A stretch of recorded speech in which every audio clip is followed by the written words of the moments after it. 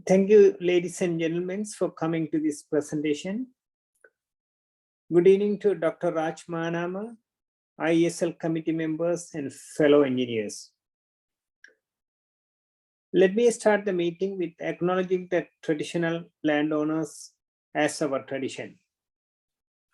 In the spirit of reconciliation, the ISL New South Wales chapter acknowledges the traditional custodians of the country throughout Australia and their connections to land, sea, and community. We pay our respect to their elders, past, present, and extend the respect to all Aboriginal and Torres Strait Islander peoples today.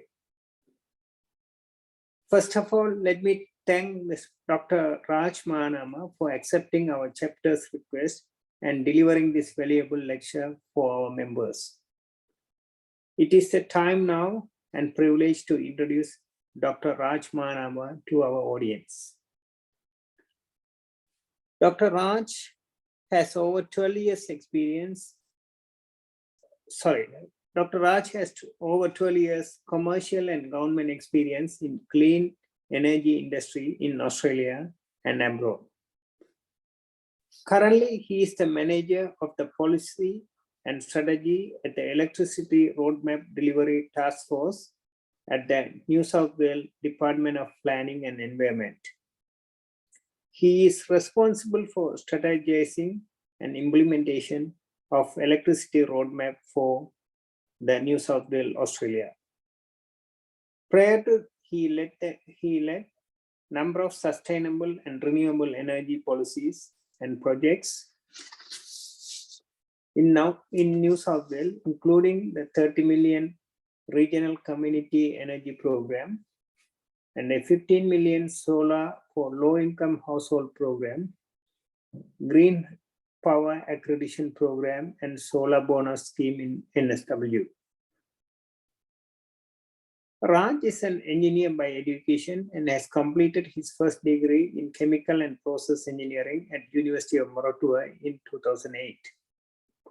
After his degree, he has completed the Master of Engineering in Sustainable Processing and his PhD in Chemical Engineering at University of Sydney. And also he has completed an Executive MBA with Excellence from an Australian graduate School of Management at New South Wales, UNSW. He is a Gritton Scholar and a recipient of prestigious Australian Bioengineering Scholarship. He has authored over 20 peer-reviewed journals, articles published in various journals worldwide during his career. The topic for him today is why it is crucial to get the policies right. New South Wales electricity landscape and learnings that can be adapted to in Sri Lanka. Let us welcome Dr. Raj Manama to deliver his valuable presentation. You are welcome, Dr. Raj, please. Thank you, and thanks Soti and Rasika and ISL New South Wales chapter for having me. But before starting the presentation, I also acknowledge the traditional custodians of the land, and I'm joining from Pijigal and Darug lands here in Kellyville, Beaumont Hills area. And this is Aboriginal land, and this will always be Aboriginal land. Next slide, Rasika. Yeah, I struggle to sort of articulate the purpose for this session, and the latter part that Soti said, what can be implemented in Sri Lanka, learnings that can be implemented in Sri Lanka, I'm not so sure about that. Given the current situation, there are many things that should be in place before you think about how to strategize a policy. So I would rather pivot to tell my story, my side of the story, and sort of pick examples where that I think an engineer in any genre or discipline can learn something, and implement for the greater good. So it might not be electricity, it can be anything else. So that's sort of the purpose of this presentation, and I would not planning to get into any political discussions in this forum. So please ask questions. I would welcome questions and two-way conversation. So if you have any questions, please raise your hand, introduce yourself, ask a question, or put your questions in the chat thread. Or we will allow sufficient time after this presentation to answer all the questions, but maybe politics is, let's leave politics out for now. So the idea is, in a nutshell, I will explain sort of what we are trying to solve, what we strategize for New South Wales landscape, and in explaining that, I'll pick different elements of that story to which I think that would be helpful for an engineer to those learnings to implement elsewhere. Next slide. So this is sort of the roadmap, and I don't want you to, like, I'm not a slide person, so I'll tell my story, and slide is just to orient you to the discussion. So I expect you to read the slides. So just follow my story with me. So sort of roadmap is a structured or coordinated investment into generation or the infrastructure and the transmission in order for the state to transition into a modern energy future. So when you think about the policy, you have to think about it from a market dynamic point of view as well, because otherwise you can't just take the policies from New South Wales and think about implementing them in them in Sri Lanka. And just to give you the background, in New South Wales, there are 3 market players. So there are the actual generators who generate electricity, and they provide other ancillary services as well, such as inertia, fast frequency, etc. And there are retailers who sell the electricity, and there are NSPs, network service providers, both distribution and transmission, who manage the poles and wires. When it comes to Sri Lanka, the context is different. CEB manages the assets and manages the retail element as well. So be mindful when you take this information and digest it from a Sri Lankan point of view for our Sri Lankan colleagues. So roadmap tries to solve a specific problem, and I'll come to that. I'll explain the problem first before going into what the roadmap is.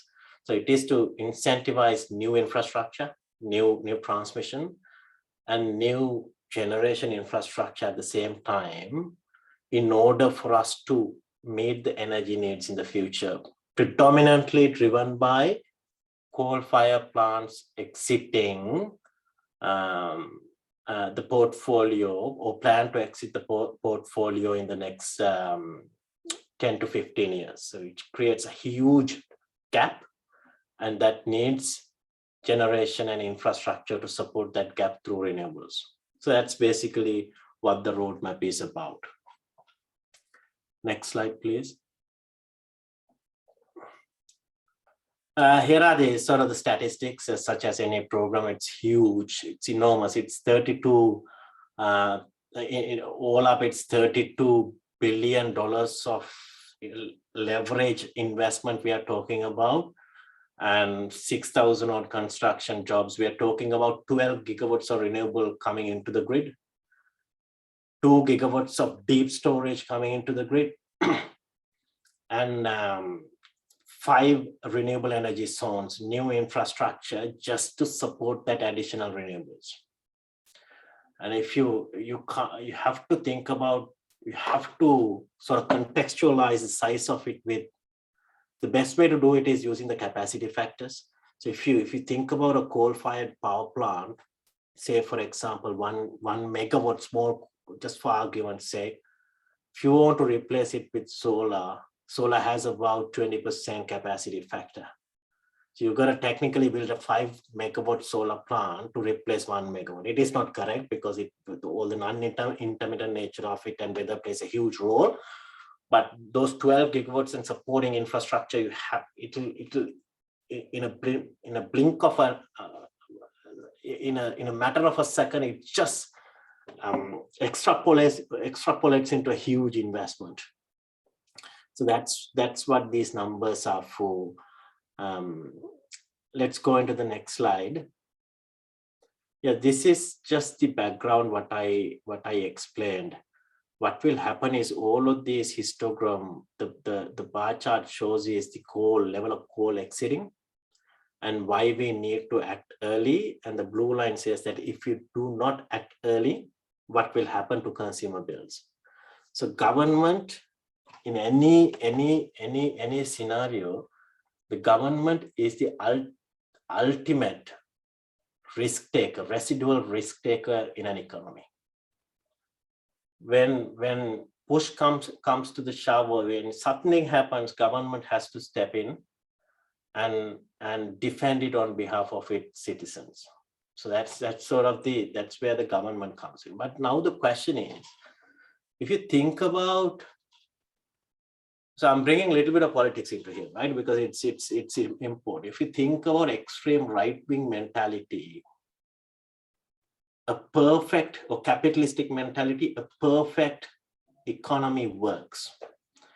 If I'm a generator, I should sense the price signal. Okay, coal exiting.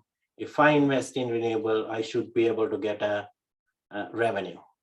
That's how I respond to the market signal. So then why don't we leave it to the market? We want market to be efficient and we do not want to intervene. On the extreme, the other end, left-wing mentality is government should do everything. Government should own assets, government should pay for health, pay for etc., should own the assets, should own the infrastructure, and then sell the electricity to the consumers. And you know what are the disadvantages of that? Because number one, when it comes to consumer welfare, to drive the price down, the first thing which drives the price down is competition. You need to foster innovation. You need for multiple people to compete with each other. That's how they innovate, and that's how you bring the price down. So that's where those nationalistic policies won't work sometimes. When the moment that government intervenes and do it, okay, we will do it, we are the monopoly and we will do it on behalf of the citizens, and there's so much literature and evidence base around how that does not work compared to an efficient market. But the problem with the efficient market is there's no such thing as an efficient market, because we wrote so many business rules around it, so many laws around it, and we have consumer law, we have competition law. So the price signal get distorted. So if you look at the history in Australia, 95% of the assets are built, energy assets are built with some sort of a government subsidy. Because the price signal is not strong enough for someone to invest, and by the time it gets strong enough, who suffers? The consumer suffers. Their bills go high, then they will be in a limbo, and there will be a period that they are exposed to significant amount of price risk when it comes to electricity and gas bills. So that is sort of the rationale in layman's terms why the government should intervene. Next slide, please. So this is the same information in a different way that I'm presenting it. And if you look at Eraring, I think about 2 weeks ago, it's 2.8 gigs, Eraring itself, and it's exiting 7 years early. So you can imagine the scale of the problem. So if Eraring is supposed to be exited on 2031, and it's exiting 2027 now. So how to fill 2.8 gigawatts is the question. So if you plan, so hold that thought for a moment. So I'm telling something else here. So that is the difference between a leading policy and a lagging policy. You can let the market to operate on its own, and if something happens, you're playing a reactive role rather than a proactive role. You come in and you sort of trying to reduce the damage. So in this case, we can say that, okay, if we're adding clause, we design the policy and then we will think what we're going to do in 2027.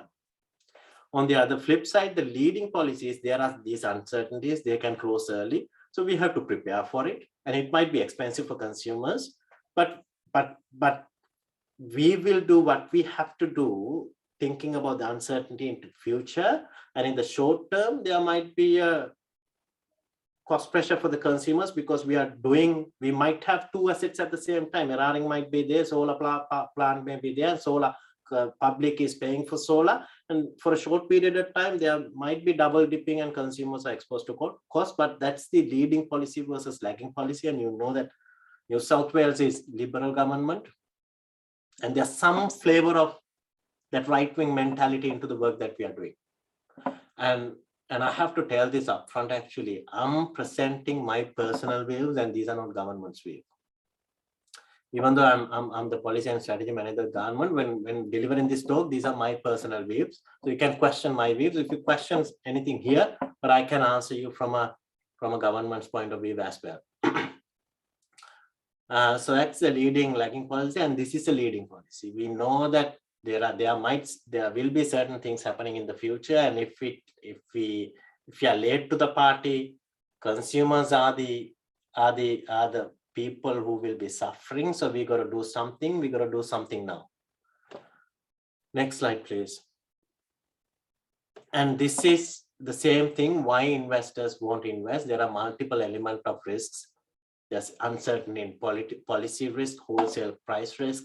This is how it works in New South Wales for our Sri Lankan colleagues. So generators sell the electricity to a spot market. That's what we call a wholesale market. And the price is driven by supply and demand. So it's like stocks.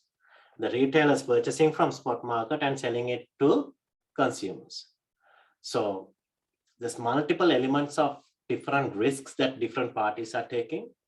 And the whole idea of roadmap is to understand what is the risk that they are taking, what risks we as the government can take on behalf of the consumers. To the whole theme of this roadmap is optimum risk allocation between multiple parties. Because at the end of the day, roadmap costs money, and who paying the roadmap? Taxpayers. We can design any policy, but it's taxpayers' money we are spending. So there are some risks. The work that we are doing is what is the best risks, or what are the risks that the consumers should take and pay for it.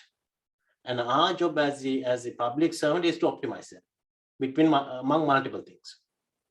So this is sort of contextualize the things, the risks that the investors take in order to build assets, huge capital infrastructure in New South Wales. Next slide, please. So this is sort of a story, and I don't think I should spend a lot of time explaining about this, but a couple of things from a political point of view. New South Wales used to own assets before, and we sold them.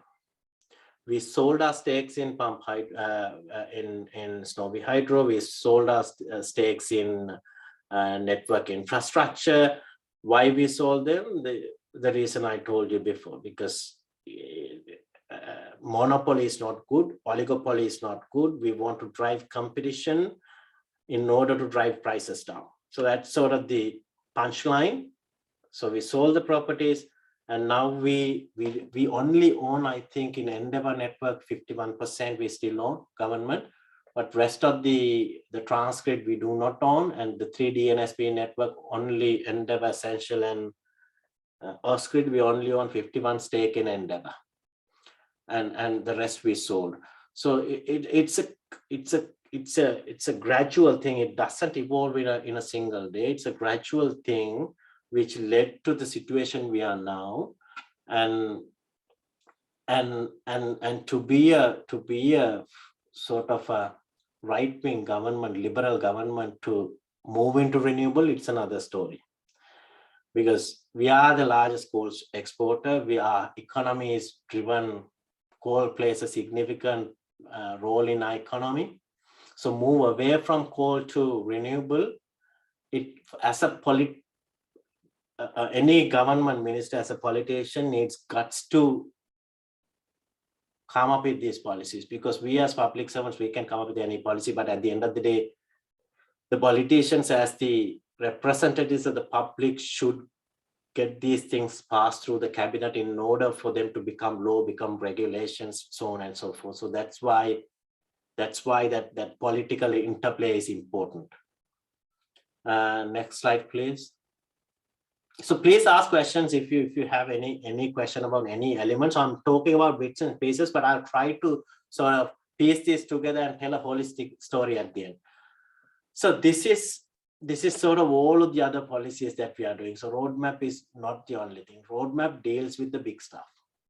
Centralized planning, large scale renewable energy assets to replace coal, but outside of that, rooftop solar, electrical vehicles, community energy, demand response, there are separate strategies managing them, and holistically everything together is the New South Wales landscape. It is not just roadmap or dealing with the big stuff. But I have different views on what should be rooftop solar, what should be EV. But if you're interested in having that discussion, please ask questions. We can engage in a good discussion after that. But I'll just concentrate on the roadmap for the next 10 minutes. Next slide. Yeah, so I thought of it is good to highlight this as a learning. So the amount of pain and the work that we have done to get this policy to this stage, it's enormous. So one thing that I wanted to highlight is, if the time that I was in Sri Lanka, I just moved here after I did my bachelor's, but I briefly worked in industry here before joining government as well, but I never understood the power of consultation.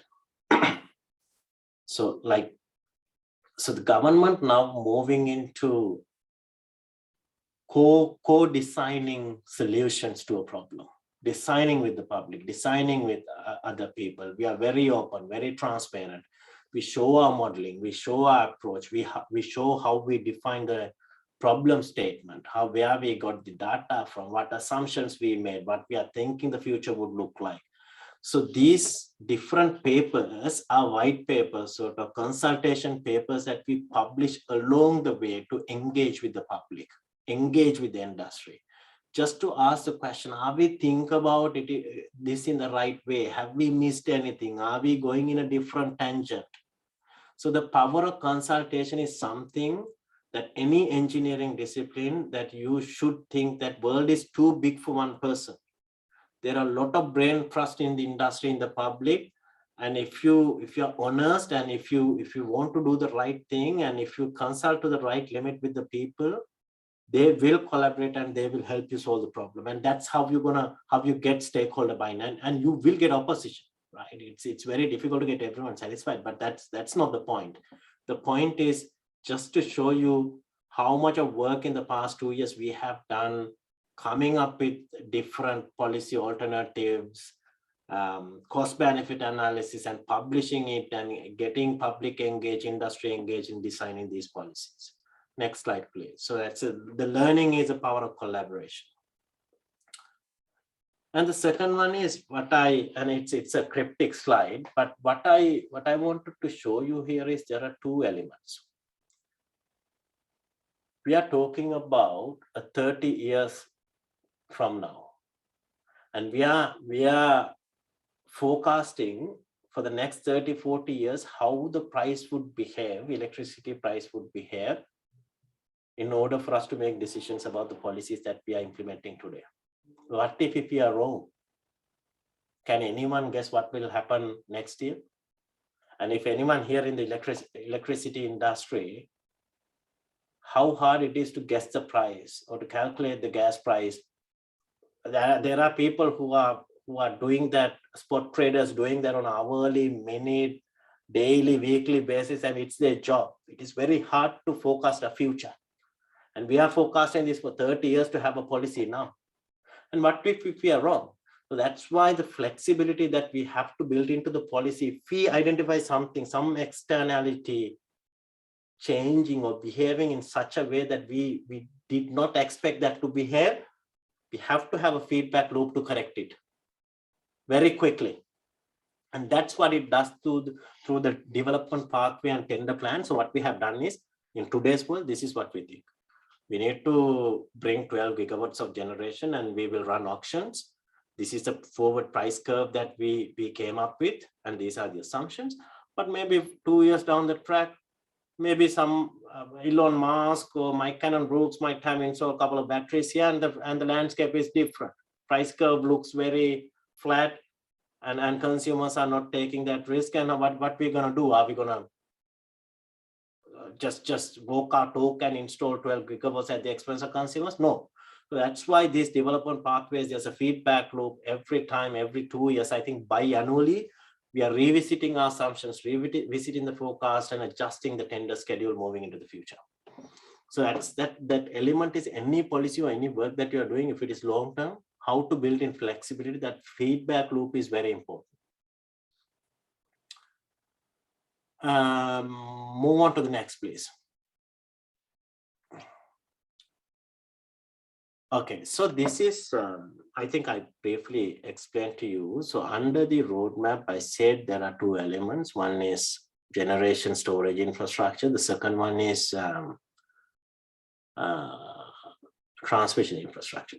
So when it comes to generation, there are three streams, and these three works together, right? So I really like this element of it.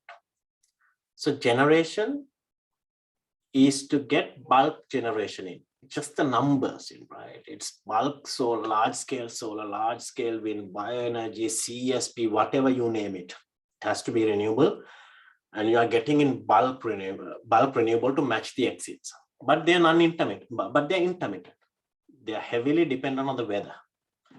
So what we need to manage or shape that non-intermittent nature of generation, we need storage, we need batteries, we need pump hydro. It is just mimicking the same base load philosophy. Base load, if as much as you pump coal or pump gas, it will spit out the same, turbine will spit out the same amount of energy, right? But renewable, you can't do it. So you have to be supported by some sort of a storage. So that's why that's the role of the storage. We are talking about deep storage. We are talking about the ability to provide the nameplate capacity or the registered capacity for 8 hours. And where are the 8 hours coming from? And it's coming from the evidence base. For the past, however, the number of 10 years we took and we analyzed data, the maximum time we need to bridge the gap of intermittent renewable is 8 hours. So we need 8 hours in order to provide that into the future with a renewable fleet. So that's generation. So generation is bulk generation. Long duration storage is firming. So that tags to the reliability standard. If you know about National Electricity Market and NERD terms, it's the reliability standard. The firming is the last one. Firming is the safety valve we have. Firming tenders, the government can run for any technology. It is technology agnostic. We can avoid firming to gas peakers. Why we have firming? Because if the other two doesn't work, we need to immediately get generation in for the benefit of consumers. So firming is to meet the reliability if long duration storage fails, and to meet the energy security. So firming can only be triggered if we have energy security target breach. So there are different entities monitoring those things and letting minister know there's a breach happening in 2027. So you should run firming. The firming, you should run firming tender, and the minister will ask the government, okay, there's a breach, you have to run firming. And I'll come to that, the whole interplay of act, regulations, policies, how these things work. I'll come to that in a bit, because that's important to understand. But I just wanted to tell you what are the three roles these three things are playing. Generation, it is renewable energy generation. Long duration storage is deep storage, most likely batteries. Batteries can't provide 8 hours at the moment, but some batteries can. There's one that won a tender in California for the first time, it is 8 hours. So the curve coming down, price curve coming down, but it's mostly targeted towards pump hydro. The firming can be anything, it's a safety valve. And it's not renewable, it doesn't have to be renewable. So those three, working together to provide energy. I'm conscious of time. It's 7:36. I'll just quickly go through the other slides. So these are the roles of, so it is important. The learning here is who's going to police the police? Who's going to police the police? If government says something, is it the last, like final and last say? No, I mean, the beauty of this policy is it establish multiple entities, a regulator, a consumer trustee, a financial trustee with defined roles. I don't want to go into the details, but what it does is one can question the other. And if I, as a consumer trustee, I'm supposed to auction the tenders, but I am responsible and answerable to a government, and I can't execute the contract, the financial trustee can execute the contract. It is to remove all the conflict of interest, remove all the biases, increase transparency and increase efficiency to maximize investor confidence. So every time, I think in Sri Lanka, it's a clear example. Who is, if you are if the public gives you to be the decision maker, who can verify and ask you whether you have made the right decision? And that's important. And one element of that, which I think it is important for you to understand, is there's an act called GIPA. I think Government Information Public Access Act or something. So we as public, so government can at any, like public can any moment, anyone in public can ask government, you disclose everything that you used to make this decision. They can ask, under the law, they can ask. They can write to the government and ask, you disclose information. It can be a standing order 52. I have done about 3 or 4, which are technically coming from cabinet. And you have to give all of your emails, all of your assessment, all of, and sometimes if it is a Royal Commission or something, you have to give the phone calls as well. So not you have to give, but they can have access to the phone calls, and they will go through what's the rigor in your assessment. Have you made any mistakes? Have you followed the process? So that level of integrity is there in the decision-making process. So those are the agencies who are delivering this roadmap. So I thought it would be interesting to let you know that fact, how advanced Australia is in that respect. Next slide, please. Moving to the next one. Yeah, so as I said, we want minimum intervention.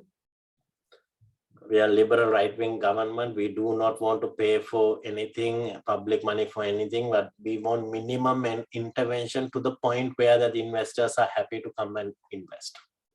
So these are sort of high-level principles that we followed in designing the policy. And we have to protect financial interest of the New South Wales consumers, achieve efficient risk allocation. I talked to all of those points. Next slide, please. Let's go into the next slide. Yeah, so those three, the generation, deep storage, and firming, how we're going to incentivize? The way we're going to incentivize is auctioning there. So government auctioning, asking for people, okay, who, and there will be set a selection criteria, eligibility and merit criteria. Okay, you give me your best project at best price. But if you're familiar with the nature of how the power purchase agreements work, it's a two-way cash CFD. It's a two-way swap. We agree on a certain price. It can be $50.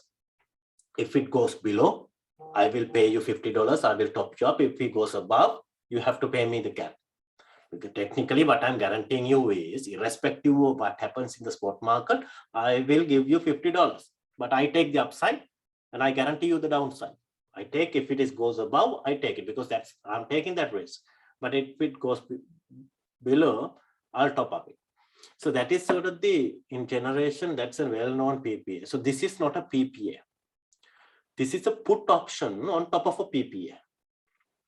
So if you're familiar with the option contracts, there are 2 types of contracts, the put option and the call option. What it is, say for example, with SOTI is a project and I'm government. I execute a long-term energy service agreement with SOTI, and SOTI has a renewable energy solar plant. and he executed long-term energy service agreement. It is a two-way CFD with a put option on it. So what the put option does is, Soti doesn't have to exercise his option. So in day one, there's no cash flow. The Soti has the insurance policy. That is the put option. If Soti thinks that at any point in time, for the next however number of many years, he won't make the money he want to make from the spot market, he can exercise the option. Okay, I want to exercise it now for the next 2 years. Give me the minimum payment. So it is that innovation there helps to minimize the intervention. So it is a right, but not an obligation to sell energy to government. So I'm technically giving an insurance product free of charge. Think about a life insurance. You pay a premium to have a privilege. Or a car insurance. You pay a premium to have a privilege. If something happens, you cash it in. Same as here, but the only difference is you are not paying a premium. You are not paying anything to the government. I'm giving free of charge. But I don't want you to exercise. You go and do your normal job. But the only thing I'm guaranteeing you is, if something happens, if you can't make money at any point in time, the amount of money you have to make to pay your equity, pay your debt, come to me, exercise the option, I'll pay you. There are other fancy contractual features that we have built in, like clawbacks, negative price provisions, everything in to safeguard or optimize the risk allocation, because I'm not charging you, I'm giving a premium. You can get windfall gains. If you get windfall gains because of this, you have to pay the government back. That's a clawback. We are clawing back some amount of money if you make huge profits. So there are some features, and I don't want to go into the details, but the point that I wanted to mention is, it's a put option on top of a two-way CFD. And that is to minimize the intervention.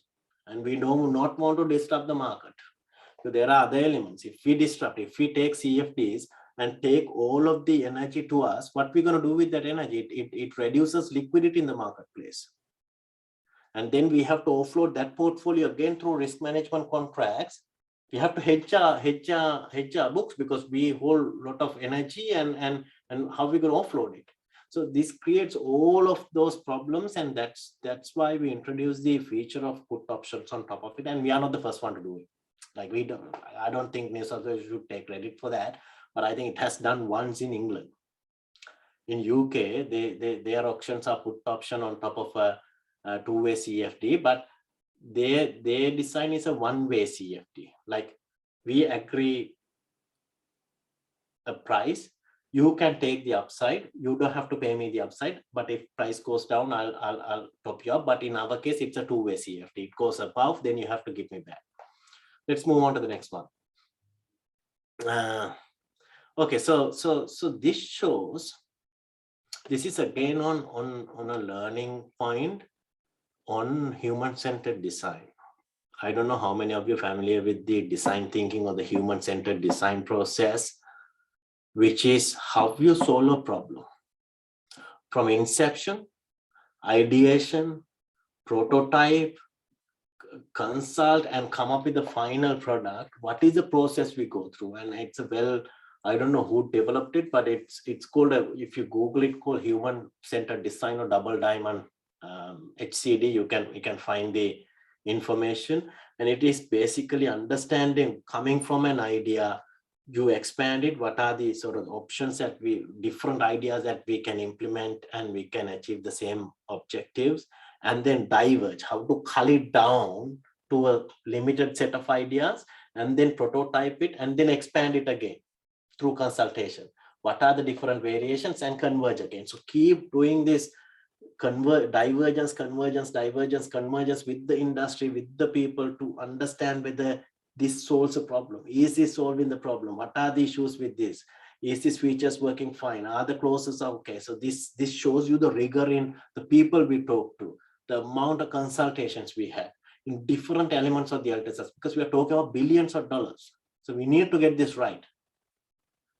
So that's the learning, is the continuous improvement that we go through to improve this. It is not just that we are designing LTSR behind the curtain and tomorrow we auction it, something that is completely the market is unaware of, but we are developing it with the market.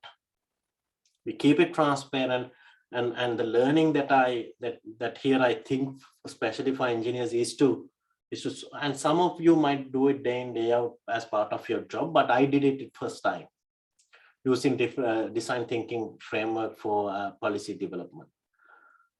Moving to the next slide, please. I don't think we need to go into the level of details. This is how the contractual structure, how we execute the contracts, but I think it's just details. Next slide. This is the LTSA. I can send you the slide deck, but this is how the payments would work. If once they exercise what they get, what we will pay them, and how the clawback would work. And if they do not exercise, they are exposed to market price. And it is just an example how the cash flow would look like when they exercise, when they don't exercise. This is for generation. Next slide, please. This is a summary of different clauses that I mentioned. There's a clawback, contract term, option structure, etc. I think this is details. Next slide. Next slide. Okay, so this is important. I want to mention, so generation, it's a two-way CFD, two-way cash flow. This is for deep storage. The long duration storage, the structure is different. The structure is an annuity structure. So annuity means if you are a pump hydro asset, I don't want to dictate how you should operate in the marketplace. I would like for you to go and do your own, maximize your profits, right? Accessing every market. It can be wholesale market. You might do arbitraging, or you can provide ancillary services such as fast frequency services or inertia. You go and maximize profits. You respond to physically at a infrastructure level, project level, respond to market signals, no problem. Do the right thing. Make commercial decisions. I don't want to intervene. However, if you can't make a profit in a given year, I will top it up.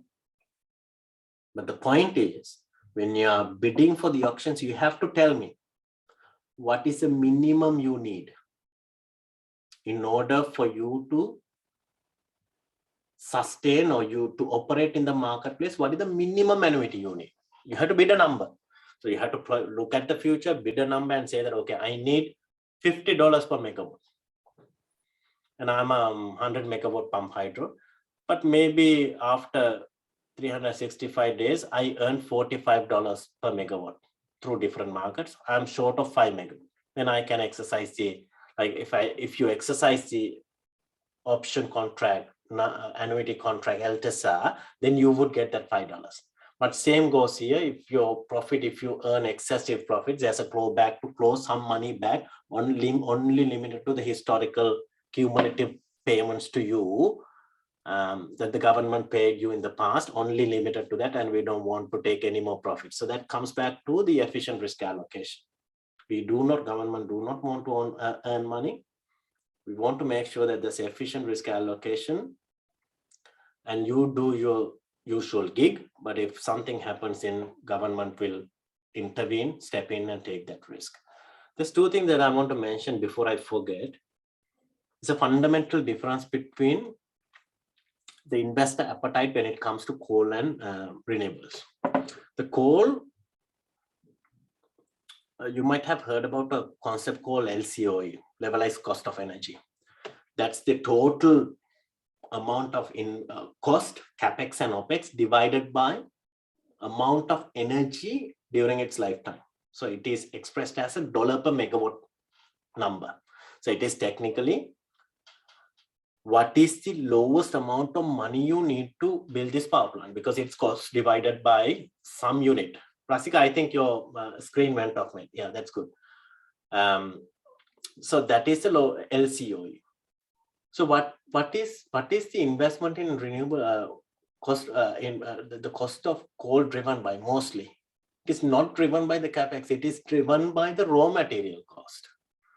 Because if the coal mining, coal purifying, coal transporting cost increases, your electricity price increases. So we call it the short run marginal cost in economics. If one incremental unit, to make one incremental unit, what is the cost of it? So it is predominantly driven by the raw material cost. But when it comes to renewables, what is the SRMC? Short run margin of 0. So we are not paying for wind, we are not paying for sunshine. So what is the cost is driven by? It is driven by the cost of capital. Cost of capital means the cost of the money that you need to build this power plant. There are two elements. One is equity, one is debt. And if equity are the banks and an amount of debt that, debt is the bank and everyone, how much they lend you, asking for a return. So what this does is, what the LTSA does is, we want them, this is our expectation, I'm telling you expectation, we do not want them to bid at a LCOE level. We want them to bid at a debt level, because debt, that is the ultimate minimum they want to pay their debtors.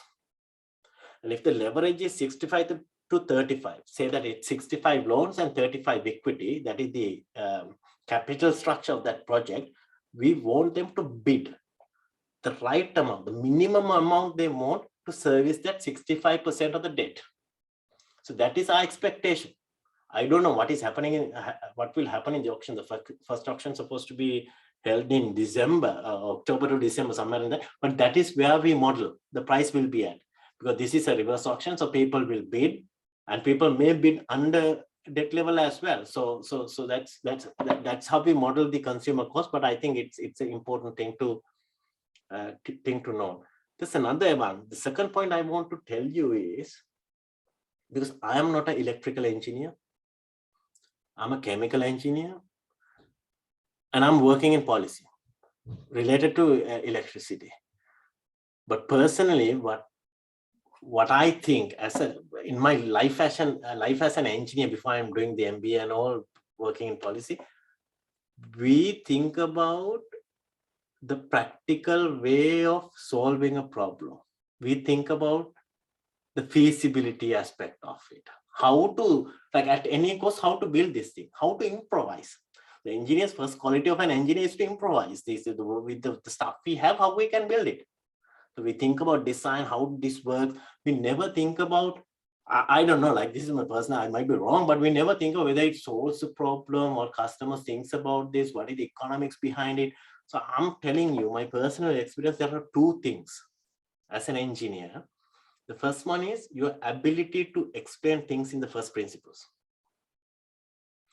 And when it comes to working in public, you have to tell this thing to people, public, who won't understand inertia. What is inertia? Fast frequency, supply and demand. No, you have to dumb it down to simple, plain English by thinking through first principles and explaining it. That's number one.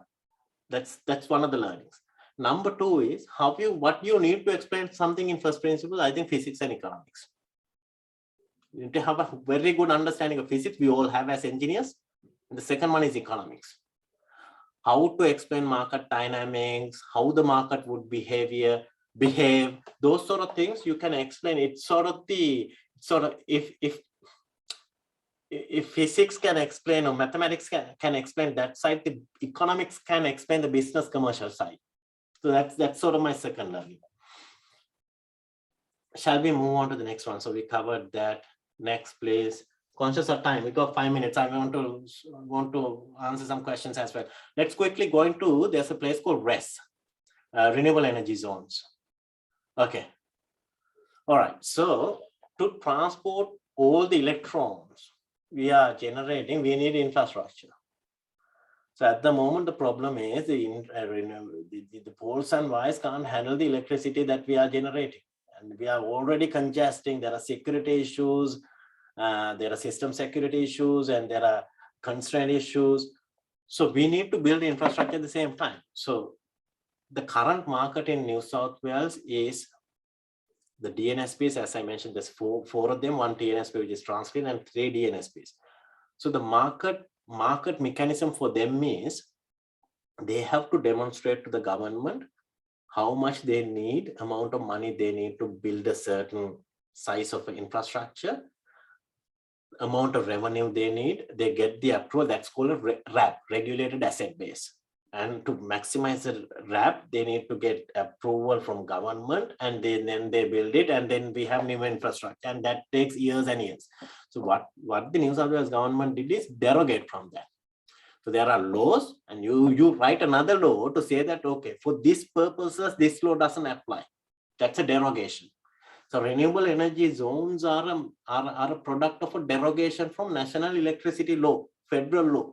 And we are saying that these five renewable energy zones means poles and wires, your rules won't apply. We dictate our own rules. And we are planning to build 5 renewable energy zones just to support those 12 gigawatts of generation and 2 gigawatts of storage. And it is just like maybe hubs, like massive feeders, substations, all connecting to a bus, like multiple bus bars and taking electricity into load centers. So that is sort of the concept of renewable energy zones. And we will issue access rights, something called access rights for the people who hold the LTSAs to access these hubs, and they have to pay a fee in order for them to connect to the renewable energy zone. But that's probably another topic for another day. So maybe it's 7:57, Rasika. I would like to give an opportunity to ask questions. Probably I might pause here then. Would that be okay? So how many slides you may left? take another 5 minutes and finish off. It's all right. Yeah.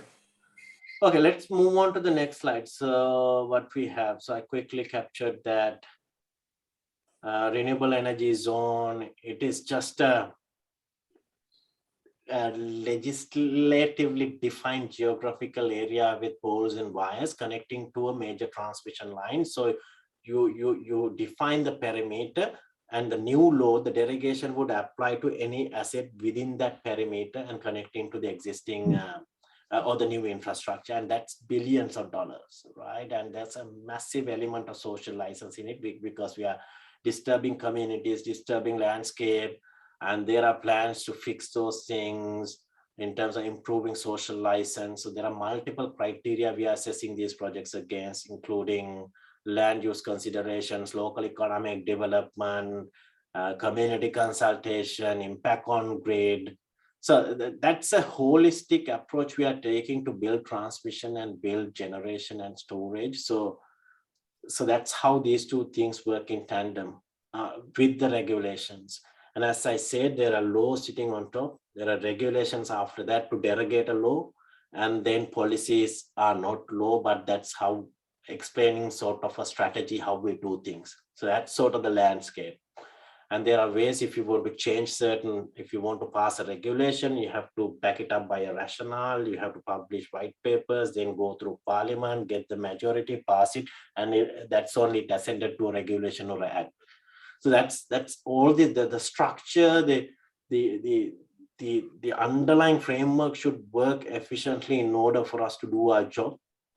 And I'm glad to say that it's working perfectly here. And I'm not saying that there are areas where that doesn't work, but there are, but the bigger parts are, bigger cogs are aligned properly. The stars are aligned properly in order for us to do the work, which is unfortunately not the case in Sri Lanka. So whatever I said in terms of policy development, it is very difficult to comprehend that how you would do these things in Sri Lanka. But and we are part of the problem as well.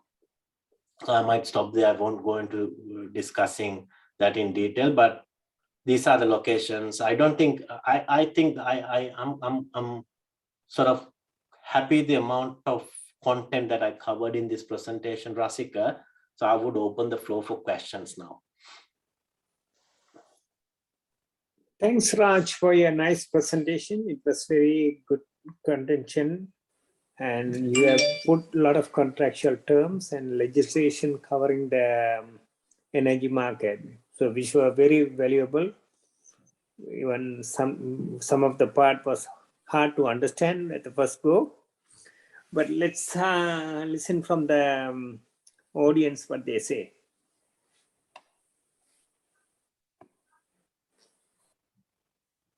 No questions is not a good sign, because it can be two things, right? It can be Fully they understood? understand everything perfectly, or they don't understand anything, nothing in between.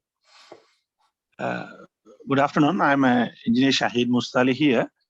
Now, Yep. when you are talking, when to overcome the present, Sri Lankan power crisis, when we are, sort of implementing what you are saying about renewable energy sources, but how are we going to, issue the same, whatever the 1 gigahertz or whatever the power during the night period? I mean, to implement that as a project. So how are we going to, generate powers during the night? Battery bank won't be a practical, you need a huge space and the maintenance and all that. So how we can handle the present crisis of Sri Lanka?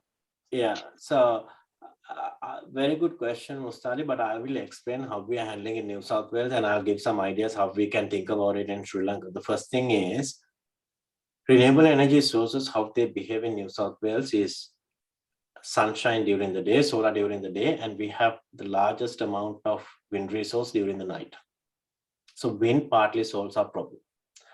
And I completely understand, agree with you in terms of batteries won't be sufficient to support the evening peaks or the night peaks. And that's why we have pump hydro. That's why we have deep storage. So we are not for the long duration storage LTSAs, we are not technology, we are technology agnostic. We are not thinking about batteries. We are thinking about huge pump hydro facilities which can support the reliability and security during the night.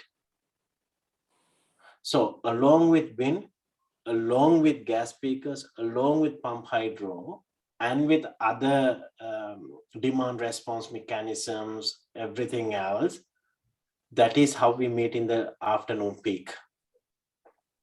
What do you mean by deep storage? Sorry. Deep storage is like, say, for example, if it's a lithium-ion battery, it can only spit out what's in the market. If you take a power wall, right? I have a power wall. The rated capacity is, I think, 5.6 kilowatts, but the spit out duration is 2 hours.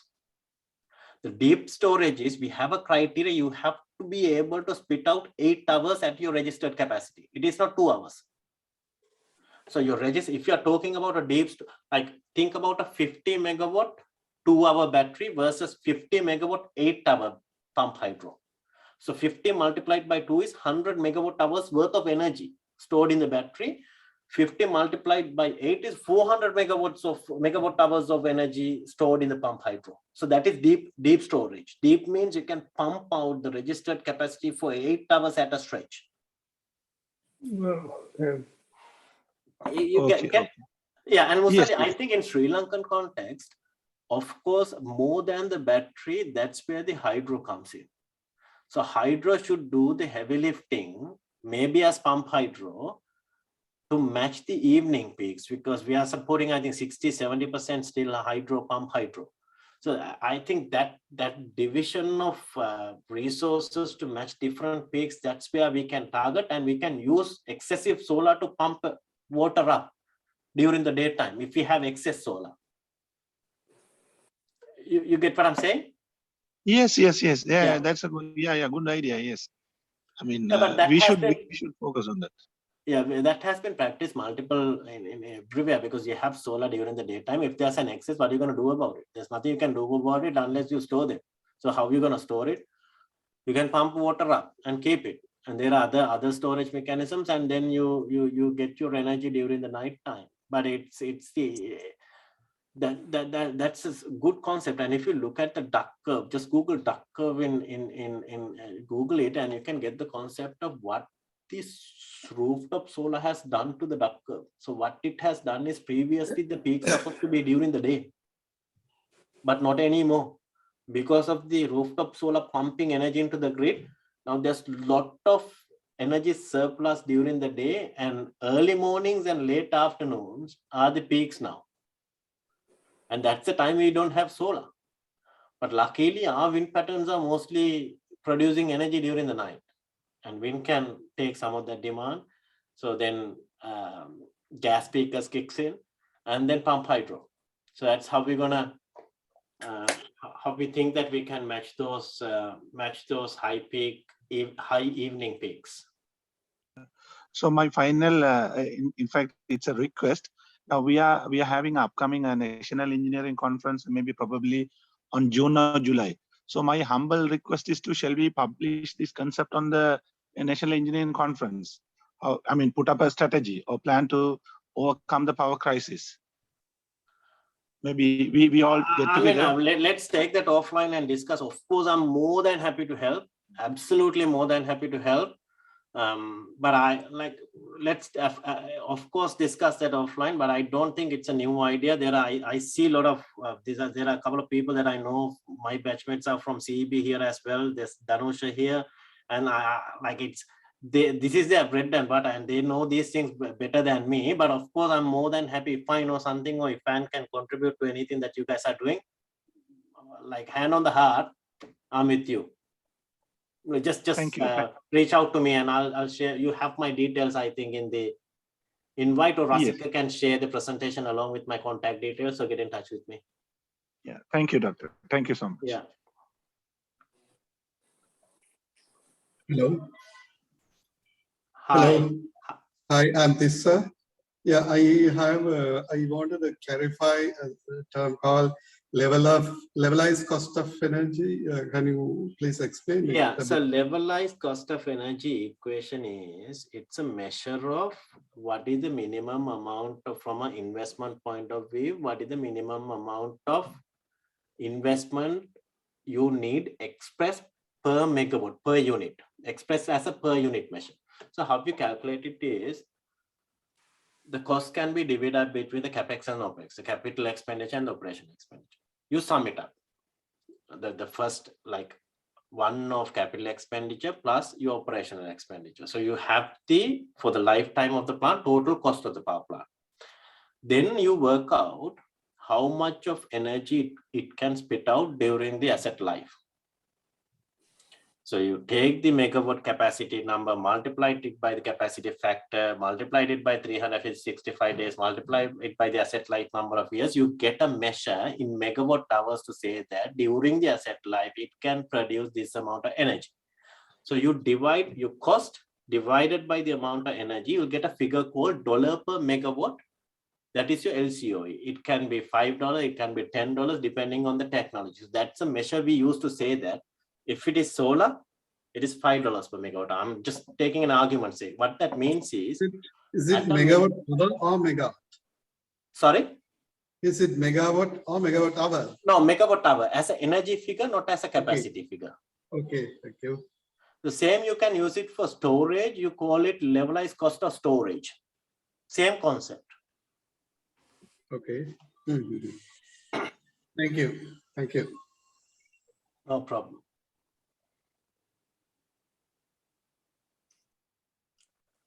Any more questions?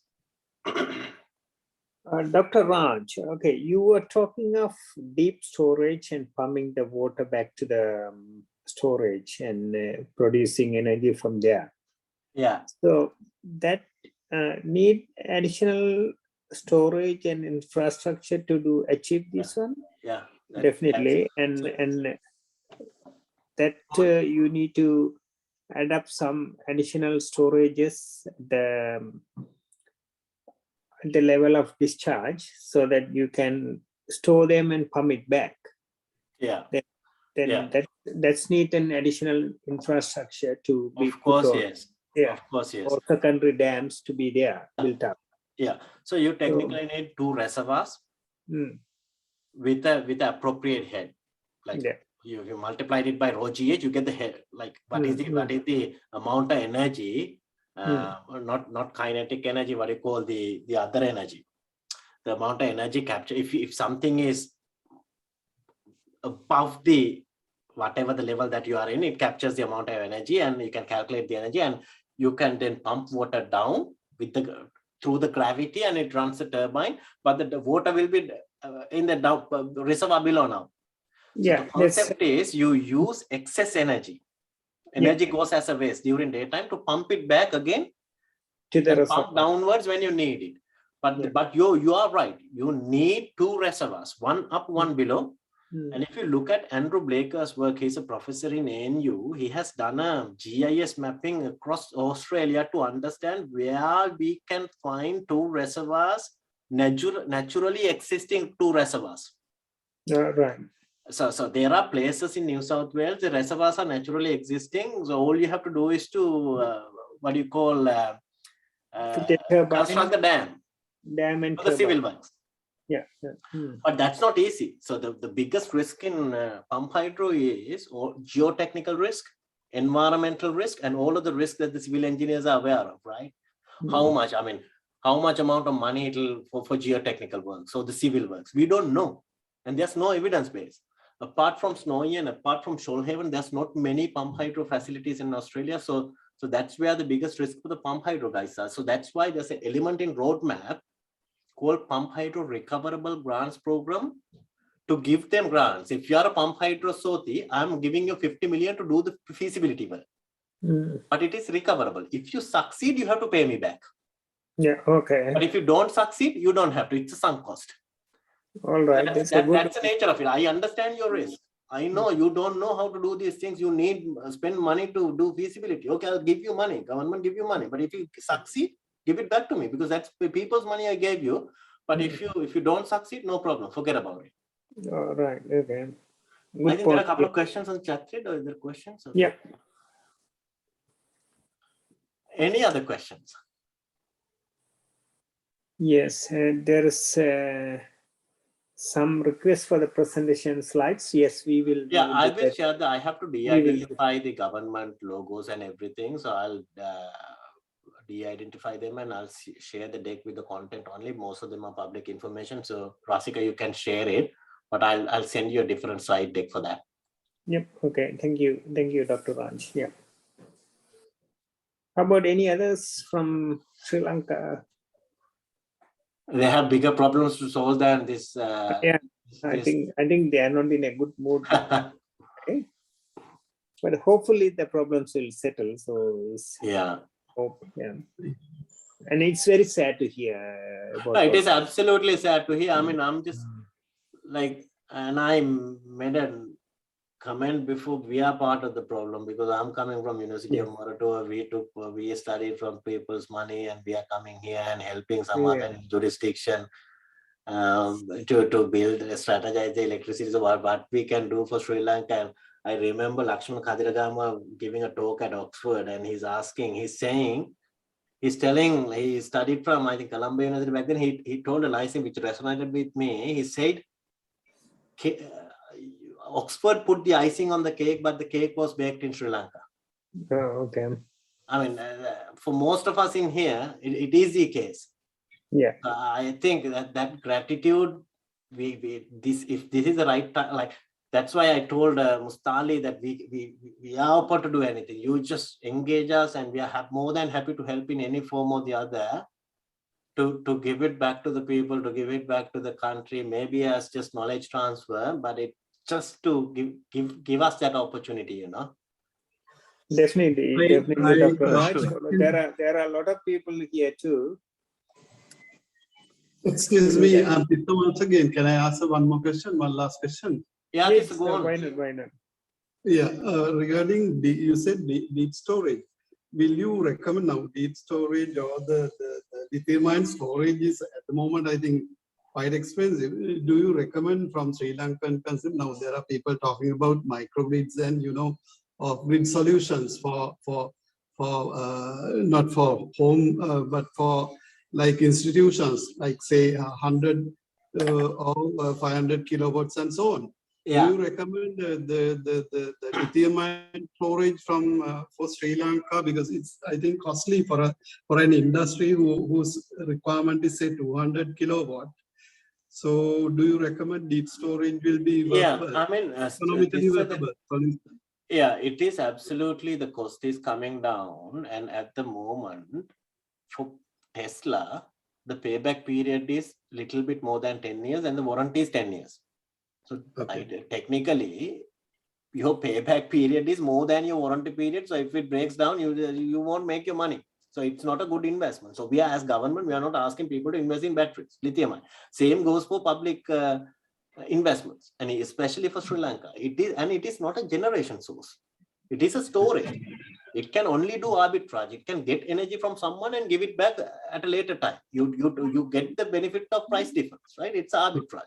So your question has different elements. I can't say I'm not recommending or I'm recommending it. It depends on the context. If it is as a, is Danusha still here? If it is as an ancillary service to manage the voltage disturbances, fast frequency, or to provide synthetic inertia, I think batteries can play a huge role.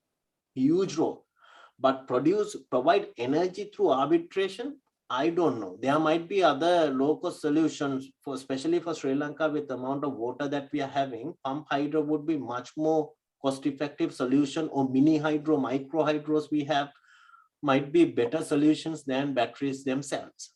So we can't generalize and say that they are expensive, they are not this, unfortunately. But for microgrids, that's a completely different concept, because I have experience in doing community energy projects, how to manage it in a micro embedded networks, microgrids, what is sort of the economics around it, how to provide the infrastructure, and what are the sort of programs that we have done. But that's a completely different concept. But I'm more than happy to discuss with you offline my learnings, how we manage those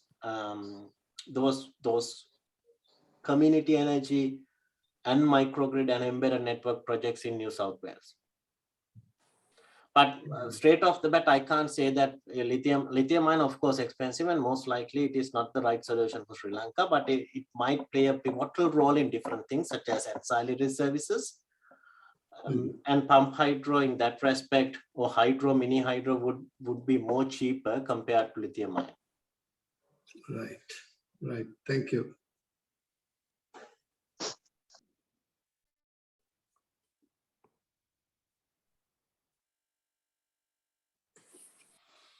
So thank you, Dr. Raj. Any more questions? Please feel free to put up your hands. We can allow one or two, please.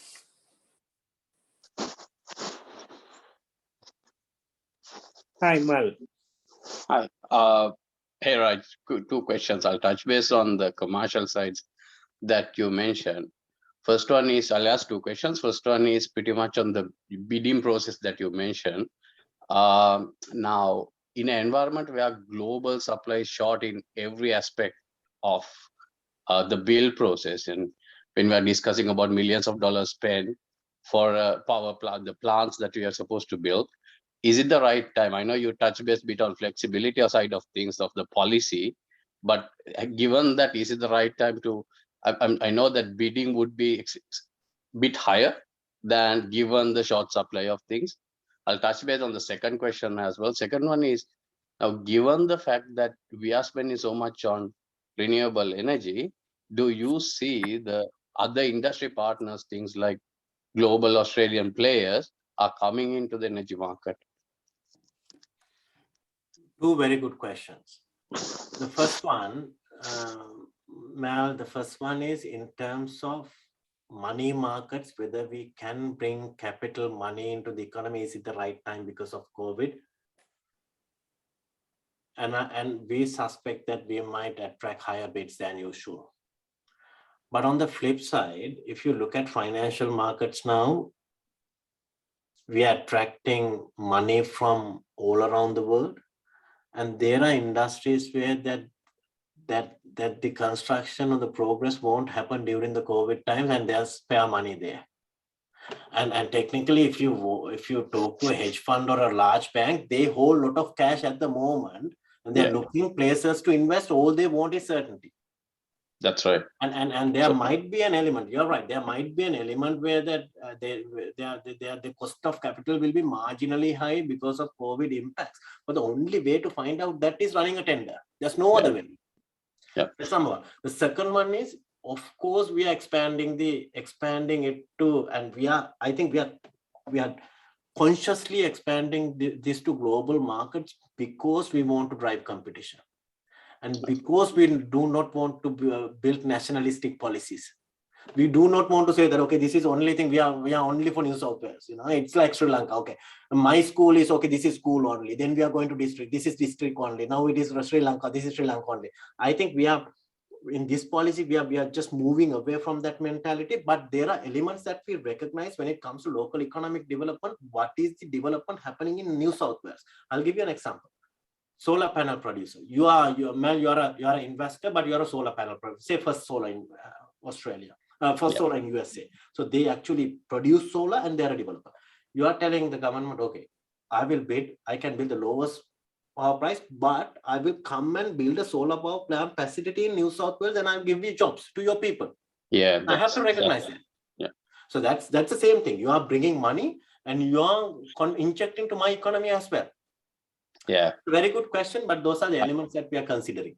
So I love the fact that you mentioned how many jobs created in your slides as well, which is a really good impact to the overall project. Correct.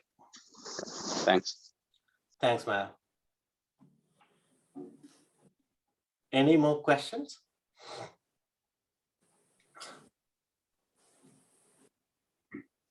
Please come forward.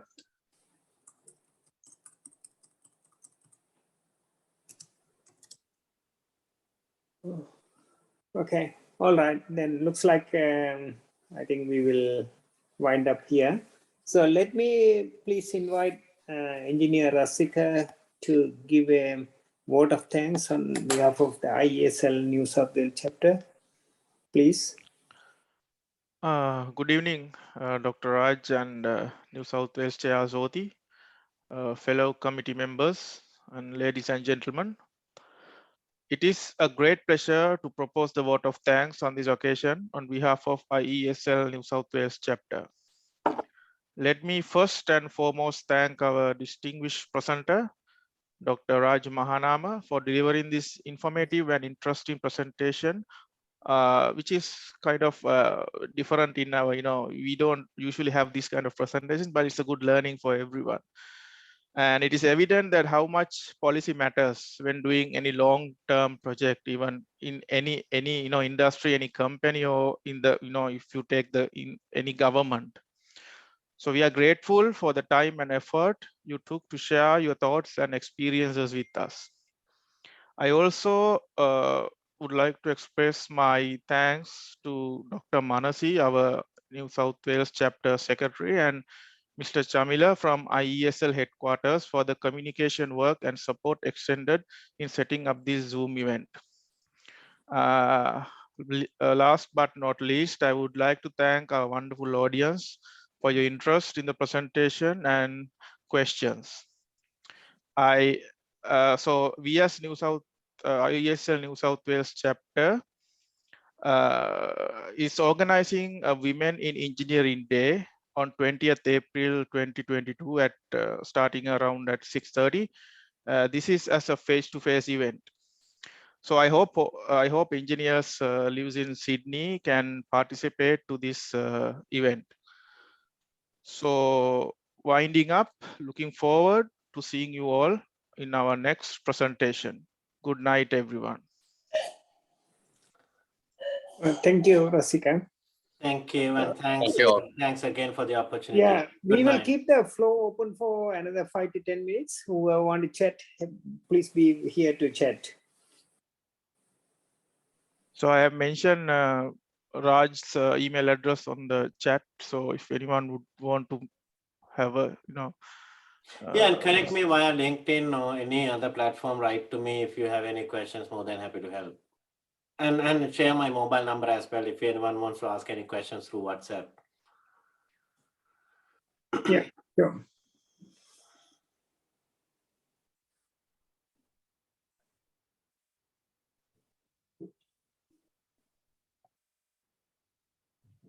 I think Dr. Raj, have you got some of your batchmates? I think they don't want to use it. I think Manly is my batchmate. There are quite a few here, my batchmates. They are very scared to talk to you, looks like.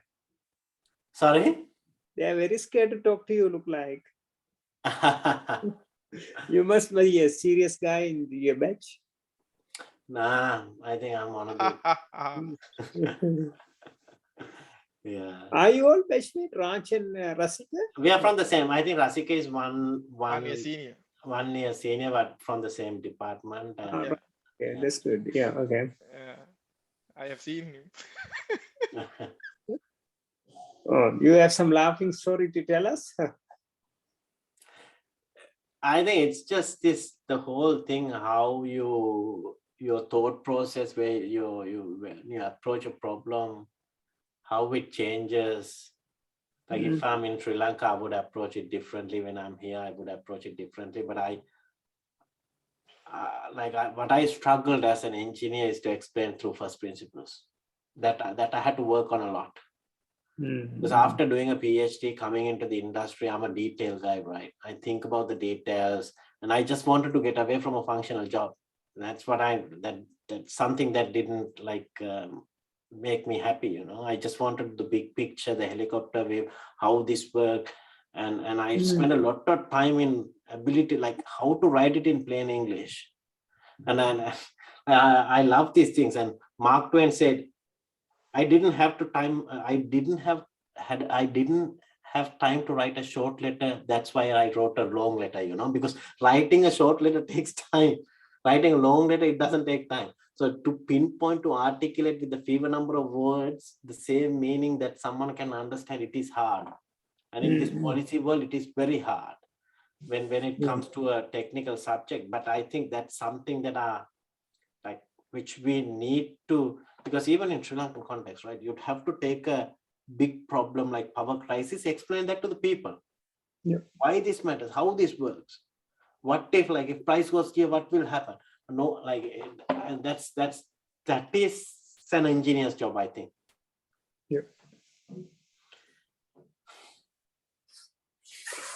All right. Okay.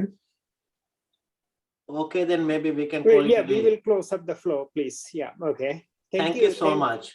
Thanks, Dr. Raj. Thank you, Rasika. Okay. See you all again on another event. Yeah. Thank you. Thanks, everyone.